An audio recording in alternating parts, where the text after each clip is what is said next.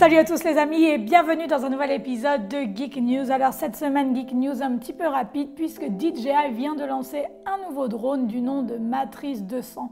Ce drone est sorti lors du Salon Mobile World Congress 2017 à Barcelone. C'est un drone qui est destiné à accomplir des missions professionnelles. Ça ne va pas être un usage pour des gens normaux comme vous et moi. Ce bel engin serait destiné à la collecte de données aériennes pour l'environnement, pour la météo, etc.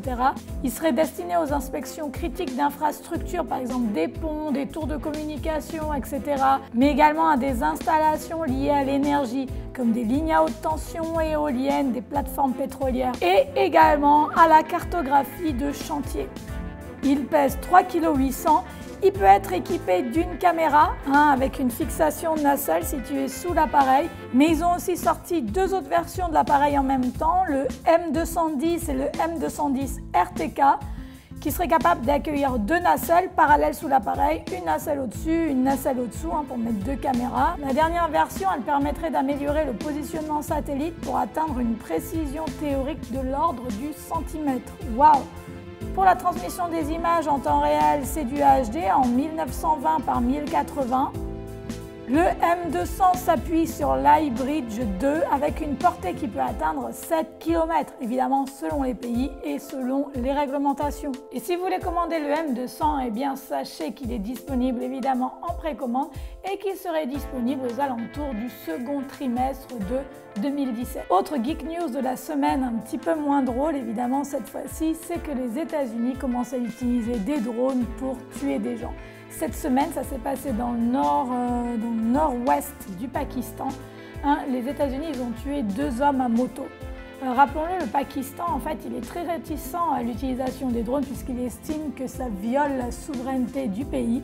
Mais apparemment, il y aurait des documents officiels qui auraient fuité montrant un accord entre l'Islamabad et Washington qui autorise ce genre de frappe. Et puis rappelons-le également, en début février, les États-Unis auraient tué deux hommes également par drone. Ces hommes appartenaient soi-disant au mouvement Al-Qaïda. C'est une frappe qui a eu lieu seulement quelques heures après l'élection de Trump. En tout cas, moi, ce que je remarque pour l'instant, c'est qu'il n'y a aucun civil qui utilise des drones pour tuer des gens, ou pour faire du mal intentionnellement à autrui.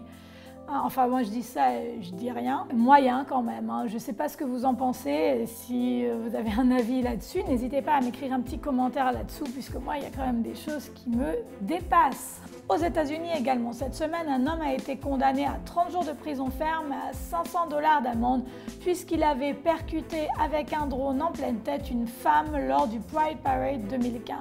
Apparemment, il pilotait d'une manière assez irresponsable.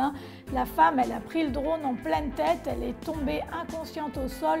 Enfin, il y a eu, entre parenthèses, plus de peur que de mal. C'est la première fois que le bureau du procureur condamne un civil à de la prison ferme pour une mauvaise utilisation de drone dans un endroit public. Donc je le répète encore une fois, ne survolez pas s'il vous plaît les zones publiques si vous n'êtes pas un professionnel ou si vous n'avez pas les autorisations nécessaires, puisqu'à la fin il y a des problèmes comme ça qui se passent et puis c'est pas cool du tout. Et puis dernière geek news de la semaine, Snapchat serait en train de travailler sur un nouveau drone.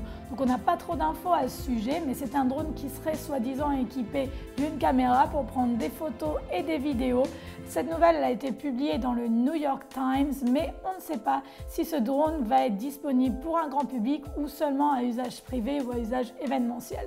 Dès qu'on a plus d'infos à ce sujet, je vous tiens au courant. Merci d'être de plus en plus nombreux à me suivre sur la chaîne, ça me fait très plaisir. Au programme, dans les semaines à venir, je vous réserve beaucoup de surprises et beaucoup de vidéos drones inédites.